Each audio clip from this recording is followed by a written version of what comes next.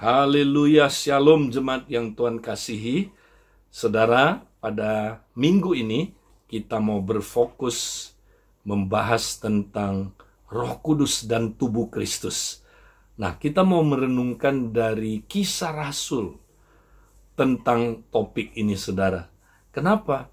Karena sebenarnya Kisah Rasul adalah merupakan, saudaraku, topik tentang Kristus korporat yang sedang melakukan pelayanan. Ya, saudara, pelayanan mulai dari Yerusalem, Yudea, Samaria, sampai ke ujung bumi. Nah, kalau kita lihat di dalam, saudara, Kisah Rasul pasal 1, ayat 1 sampai 2, kita baca di situ Lukas mengirimkan surat kepada Theophilus. Dia bilang begini, "Hai Theophilus, dalam bukuku yang pertama, aku menulis tentang segala sesuatu yang dikerjakan dan diajarkan Yesus sampai pada hari ia terangkat." Nah, kalau kita baca dalam bahasa Inggris, saudara, ya, ini ada satu kata, yaitu began. Ya, jadi kalau kita masukkan ke dalam bahasa Indonesia, mungkin ini lebih lengkap, saudaraku, sehingga membuat kita mengerti apa artinya Kisah 1 ayat 1 sampai ayat 2 ini. "Hai Theophilus, dalam bukuku yang pertama," ya, ini maksudnya adalah apa, saudara? Injil Lukas. "Aku menulis tentang segala sesuatu yang mulai," nah, ada kata mulai, "dikerjakan dan diajarkan oleh Yesus." Jadi, saudara, Injil Lukas, ya, itu adalah kisah tentang apa yang Yesus mulai kerjakan dan ajarkan. Ya. Nah, artinya Theophilus, surat kedua yang aku tuliskan ini adalah kelanjutannya. Apa yang Yesus selanjutnya akan kerjakan dan ajarkan. Wow, berarti, saudaraku, Lukas dan Kisah Rasul adalah kisah Kristus dalam 2 jilid. Jilid pertama, Injil Lukas, itu tentang Kristus pribadi. Ya, Kristus pribadi, saudara. Sebelum dia naik ke surga, duduk di sebelah kanan Allah Bapa. Dan Kisah Rasul, saudaraku, adalah kisah tentang Kristus korporat. Karena Kristus pribadi sudah mati, dikubur, bangkit. Ya, dia udah jadi kepala dari sebuah tubuh, namanya Kristus korporat sekarang. Nah, saudaraku, Kristus korporatlah yang melanjutkan melakukan pelayanan. Jadi Kisah Rasul boleh dikatakan, saudaraku, temanya adalah, ya, kisah tentang Kristus korporat yang melakukan pekerjaan-pekerjaan dan mengajar, ya, melanjutkan apa yang Kristus pribadi lakukan dulu, saudara. Sekarang pekerjaan Kristus korporat. Dengan perkataan lain, saudaraku, ya, Kisah Rasul adalah bicara tentang pelayanan tubuh Kristus, saudara. Itu sebabnya, saudara, ya, hari ini kita mau lihat, saudara, topik ini, Roh Kudus dan tubuh Kristus. Itu penting, saudara. Ya, nah, kita mau mulai lihat, saudaraku, ayat-ayat dalam Kisah Rasul ini, khususnya Kisah Rasul 1 dan Kisah Rasul 2. Kita akan membahas tentang tubuh Kristus di sini, saudara.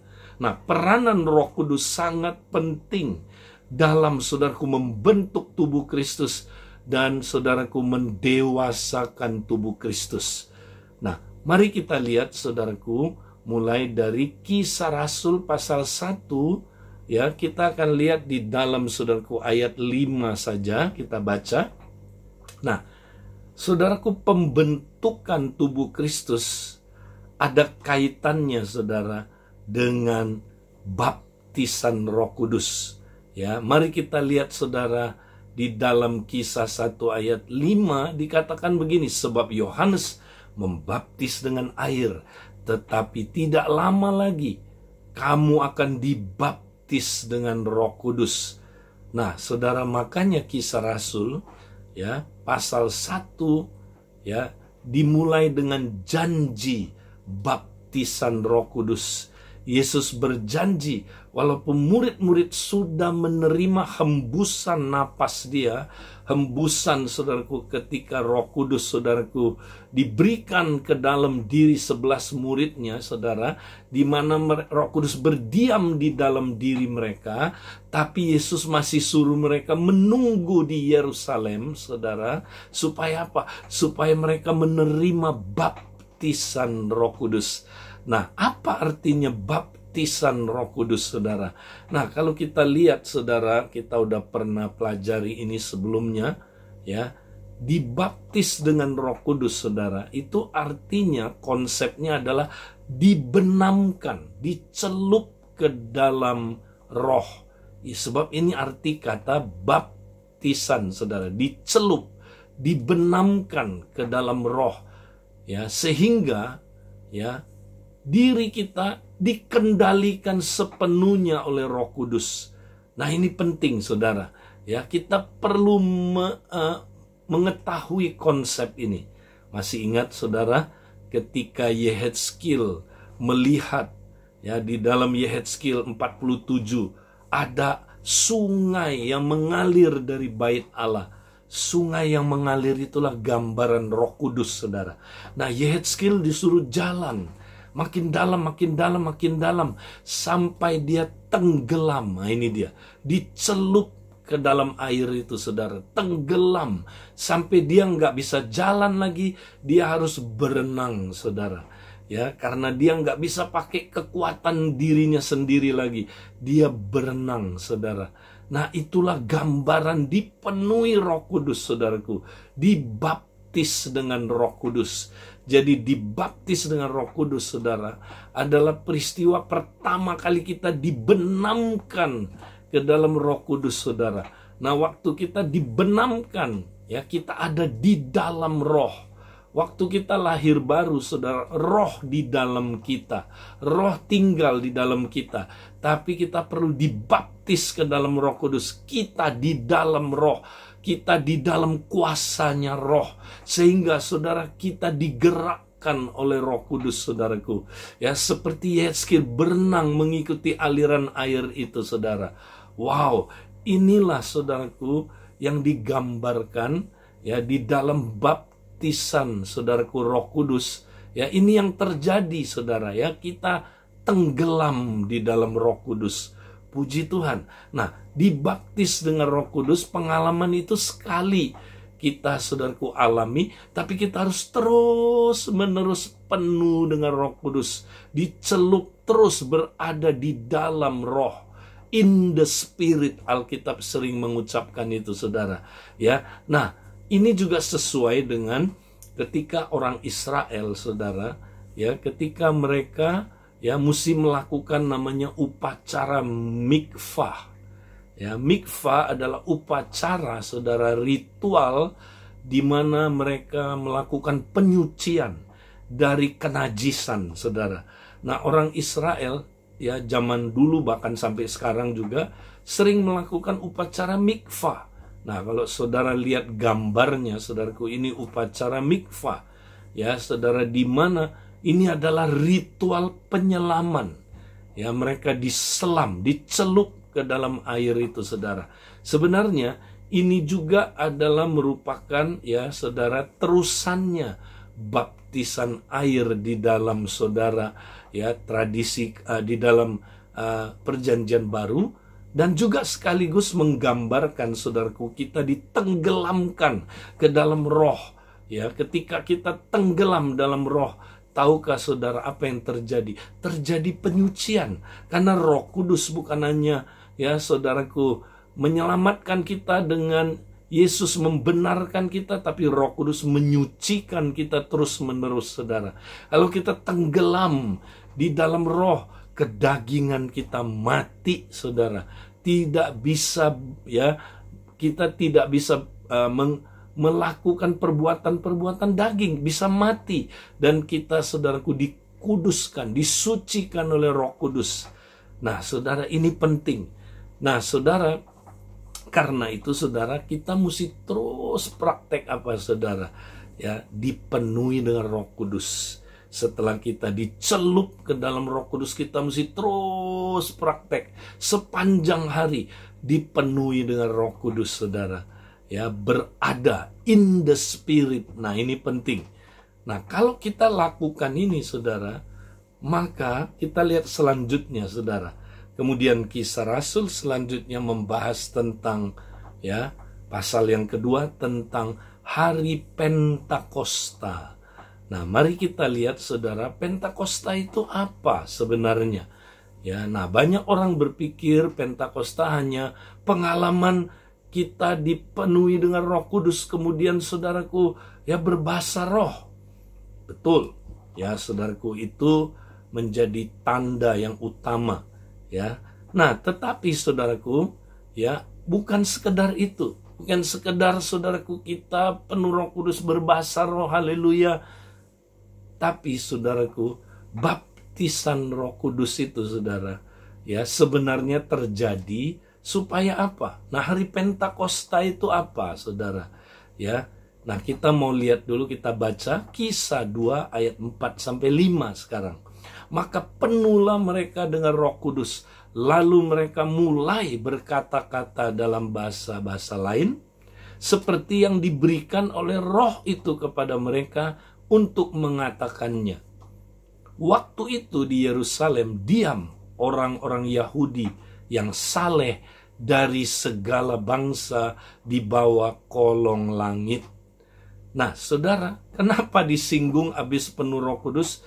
Terus disinggung, ya, di situ ada orang Yahudi dari berbagai, ya, saudara, segala bangsa, dari berbagai bangsa.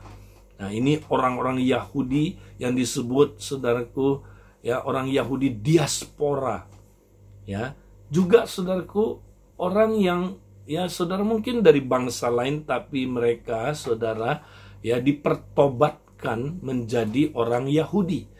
Jadi, saudara, berbagai macam latar belakang ada di situ, saudara. Latar belakang, ya, saudaraku, gender, latar belakang, saudaraku, kelompok usia, latar belakang, saudara, suku bangsa, bahasa, dan sebagainya, saudara. Nah, kenapa disinggung ini, saudara? Ya, karena memang hari Pentakosta, saudaraku, ya, adalah hari di mana, saudara, ya, gereja lahir. Tubuh Kristus dilahirkan, dibentuk istilahnya, saudara. Ya, siapa yang membentuk? Roh Kudus. Roh Kudus bukan hanya kita dibaptis ke dalam roh, tapi sekarang Roh Kudus membaptis kita ke dalam tubuh. Wah, ini keren kalau saudara ngerti, ya. Kita dibaptis ke dalam tubuh Kristus oleh Roh Kudus. Kita yang berbagai kalangan, ya, kita yang dengan, saudaraku, berbagai latar belakang, suku, bangsa, bahasa, tapi sekarang dipersatukan dalam tubuh Kristus, saudara. Ya, sehingga terbentuklah tubuh Kristus. Ya, dari, ya, sekarang dari Yahudi, non-Yahudi. Ya, dari, saudaraku, merdeka atau budak. Ya, waktu zaman itu, saudara. Ya, dari apa aja, saudara? Dari berbagai latar belakang. Ya, saudara, dari saudara, dari sunat, tidak bersunat, ya, apakah dia, saudara, ya, orang Skit atau barbar, ya, apakah dia, saudara, laki-laki atau perempuan. Nah, kita bisa tambahin lagi, saudara, kalau sekarang ini, ya, apakah orang Batak, orang Jawa, apakah Chinese atau orang Amerika, saudara-saudara, berbagai latar belakang, tapi dibaptis oleh Roh Kudus, saudaraku, ke dalam tubuh Kristus. Kita dibaptis ke dalam tubuh Kristus oleh Roh Kudus. Dibaptis ini gabung, nyatu, ya, menjadi satu tubuh. Nah, saudara, ini menggenapi, ya, ritual orang Yahudi dalam memperingati Pentakosta. Ya, kalau saudara perhatikan di hari Pentakosta, hari ke-50, nanti baca Ulangan 25, khususnya ayat 9 ke atas. Nah, saudara akan melihat, saudara, setiap orang Yahudi merayakan Pentakosta, mereka membawa dua ketul roti, saudara. Dua roti ini diambil dari panen raya, ya. Panen yang panen yang sulung. Kemudian dibuatlah roti ini, saudara. Nah, dua roti ini kemudian dibawa ke imam. Nah, pada hari Pentakosta, imam menunjukkan dua roti ini, saudara, ya, seperti ini, dan dia satukan, lalu dia waving namanya, saudara, ya. Jadi digerak-gerakkan seperti ini, saudara, ya. Inilah yang disebut, saudaraku, korban unjukan. Ditunjukkan kepada Tuhan, dua roti ini disatukan, ya, digerakkan begini, saudara. Nah, jadi saudara, itu sebenarnya orang Yahudi pun kurang mengerti apa makna dua roti itu menjadi satu, kemudian jadi korban unjukan di hadapan Allah. Nah, saudara, ini berbicara tentang apa, saudara? Ini nubuatan tentang, ya, lahirnya tubuh Kristus, lahirnya gereja, saudaraku, dari dua ketul roti. Ini dua kelompok, saudaraku, yang tidak pernah bersatu sebelumnya, saudara, ya, kelompok yang cenderung berbeda, bermusuhan, ya, saudara, seperti yang tadi, Yahudi, Yunani, Skit, barbar, ya, saudaraku, hamba atau merdeka, pria atau wanita, dan sebagainya. Itu nggak pernah bersatu sebelumnya. Bahkan ada yang bermusuhan. Tetapi saudaraku, lewat hari Pentakosta, Roh Kudus menyatukannya, membaptis mereka menjadi satu tubuh. Dua roti yang bermusuhan ini sekarang menjadi satu roti, artinya menjadi satu tubuh. Haleluya.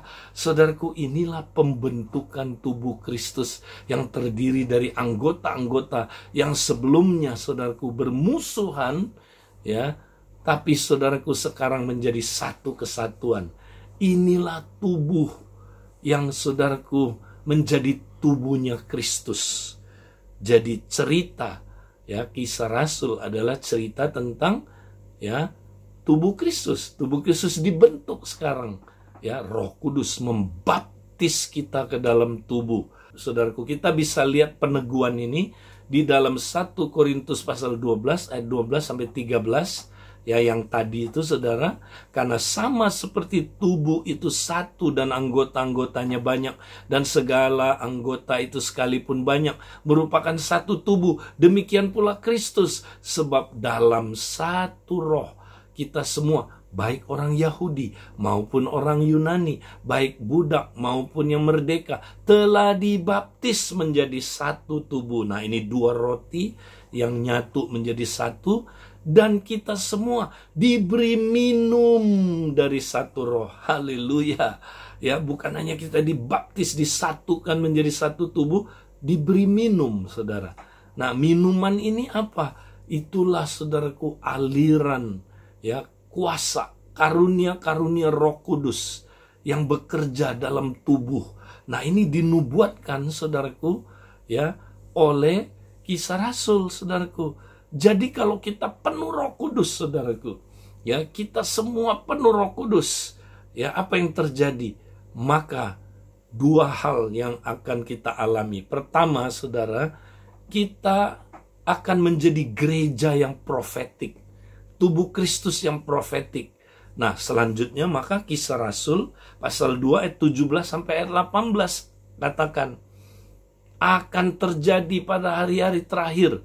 Demikianlah firman Allah, bahwa aku akan mencurahkan rohku ke atas semua manusia. Maka anak-anakmu laki-laki dan perempuan akan bernubuat. Teruna-terunamu akan mendapat penglihatan-penglihatan. Dan orang-orang, ya, mu yang tua akan mendapat mimpi. Juga ke atas hamba-hambaku laki-laki dan perempuan akan kucurahkan rohku pada hari-hari itu. Dan mereka akan bernubuat. Wow, Nah, ini kembali saudara, ini sama, ini menubuatkan pembentukan dari gereja, pembentukan dari saudaraku tubuh Kristus yang terdiri dari berbagai latar belakang orang, saudara, ya, berbagai generasi. Ada orang tua di sini, anak muda, saudaraku, ada juga saudaraku anak-anak, dan juga ada berlatar belakang hamba, ya. Tapi saudara, mereka itu menjadi satu tubuh, dan bukan hanya dibaptis menjadi satu tubuh, tapi mereka diberi minum oleh satu roh yang sama. Nah, minuman itu apa, saudara? Minuman itu aliran karunia-karunia Roh Kudus. Roh Kudus kalau memenuhi ya kita, saudara, maka ya kita akan dipakai dalam apa, saudaraku? Dalam karunia-karunia. Ya, maka kita akan, saudaraku, bernubuat. Bahkan ada yang mendapat mimpi. Ada yang, saudaraku, ya, dapat penglihatan. Nah, kita jadi gereja yang profetik. Apakah kompak, saudara, profetik? Apakah, saudaraku, komsel, saudara, profetik? Nah, saya mulai banyak menemukan komsel dan kompak tidak profetik, saudara. Lama-lama mereka bosen, mati. Kalau kompak dan komsel tidak profetik, saudara, tidak ada aliran kuasa Tuhan di sana, maka hadirat Tuhan ya dalam kita saling membangun tidak nyata. Kalau saudara mau kuasa Tuhan nyata, ya, praktekkanlah penyataan roh. Penyataan roh itu artinya manifestasi roh. Nah, manifestasi roh itulah karunia-karunia. Makanya kompak, saudara, mesti saling membangun dengan karunia-karunia. Ya, nah, saudara, demikian juga komsel. Ya, banyak kompak hanya kumpul-kumpul, ya, hanya sharing pertemanan, sharing dari otak ke otak, ya, saudara. Sharingnya tidak profetik. Makanya lama-lama kompak itu, saudaraku, merosot. Lama-lama bosen, mati, karena tidak ada kehidupan. Roh Kudus mendatangkan kehidupan ketika kita, saudaraku, mempraktekkan minum, ya, memberi minum seorang akan yang lain, maka ada aliran air kehidupan mengalir di tengah-tengah kita. Makanya, saudara, ayo kompak dan komsel sebelum kita praktek, gunakan 5 menit aja, saudara, ya. Nah, kita ya praktek mempersembahkan tubuh. Masih ingat, saudara, untuk praktek dipenuhi Roh Kudus, dipimpin Roh Kudus setiap hari, dan di komunitas praktekkan mempersembahkan tubuh. Nah, seperti 2 roti itu, saudara, diunjuk di hadapan, saudaraku, Tuhan. Inilah mempersembahkan, ya, saudaraku, tubuh-tubuh kita. Nah, itu tubuh-tubuh kita, itu jamak, sebagai satu persembahan. Itulah, saudaraku, hari Pentakosta. Jadi kita persembahkan, waktu kita persembahkan tubuh-tubuh kita sebagai tubuh Kristus, satu persembahan yang kudus, maka Roh Kudus ambil alih. Roh Kudus memenuhi kita, saudara, sehingga kompak komsel itu hidup. Ada aliran karunia bekerja di sana. Praktekkan, saudaraku, dahsyat sekali. Nah, kita jadi gereja yang profetik. Nah, yang terakhir, saudara, kalau kita penuh Roh Kudus, ya, apa yang terjadi, saudara? Kita lihat, ya, yang kedua, kita menjadi gereja yang apostolik. Ya, gereja yang apostolik seperti gereja mula-mula. Nah, kata kunci gereja yang apostolik itu build, ya, dan send. Jadi, saudara, saudaraku, membangun dan mengutus atau diutus. Nah, saudara, gereja apostolik itu gereja yang membangun tubuh terus, ya. Mereka menghidupi gaya hidup tubuh dan membangun tubuh, ya, dengan apa, saudaraku? Nah, kalau kita lihat Kisah pasal 2 ayat 41 sampai 42 dan lanjut pasal ayat 47, orang-orang yang menerima perkataan itu memberi diri dibaptis, dan pada hari itu jumlah mereka bertambah kira-kira 3.000 jiwa. Mereka bertekun dalam pengajaran rasul-rasul dalam persekutuan. Mereka selalu berkumpul untuk memecah roti dan berdoa sambil memuji Allah. Dan mereka disukai semua orang. Dan tiap-tiap hari Tuhan menambah jumlah mereka dengan orang yang diselamatkan. Wow, ini luar biasa, saudara. Ya, gereja mula-mula itu, saudara, kalau kita perhatikan, saudara, ya, mereka menghidupi gaya hidup tubuh. Makanya dikatakan, ya, saudara, ya, maka 3.000 orang ditambahkan kepada gereja atau ditambahkan kepada mereka. Jadi mereka udah ada, terus Roh Kudus, ya, pakai lagi 3.000 orang ditambahkan kepada mereka.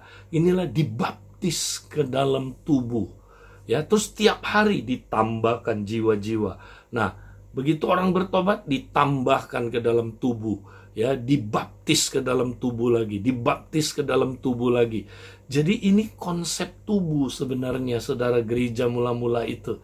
Nah, bukan hanya itu, mereka terus membangun tubuh yang udah terus berkembang ini, saudara, supaya tubuhnya menjadi dewasa, tubuhnya bertumbuh, saudaraku, dan ya, menjadi dewasa. Nah, bagaimana caranya? Dengan 4 hal mereka praktekkan, saudara. Pengajaran rasul-rasul, di situ ada unsur kerasulan, ada unsur pengajaran, kemudian persekutuan. Mereka, saudaraku, ya, saling kumpul untuk saling caring, menggembalakan. Ya, ini unsur penggembalaan. Mereka kemudian ada doa. Wow, doanya profetik sekali, ya. Seperti kisah yang tadi itu, saudara, ya, tentang yang dinubuatkan oleh Yoel. Profetik, ada mimpi, saudaraku, ada nubuatan, ada, saudaraku, penglihatan, karunia-karunia bekerja luar biasa. Itu doanya gereja mula-mula. Kemudian doa mereka juga bersifat misioner. Ya, mereka berdoa, Tuhan, ya, supaya Tuhan, Injilmu dapat diberitakan dengan berani.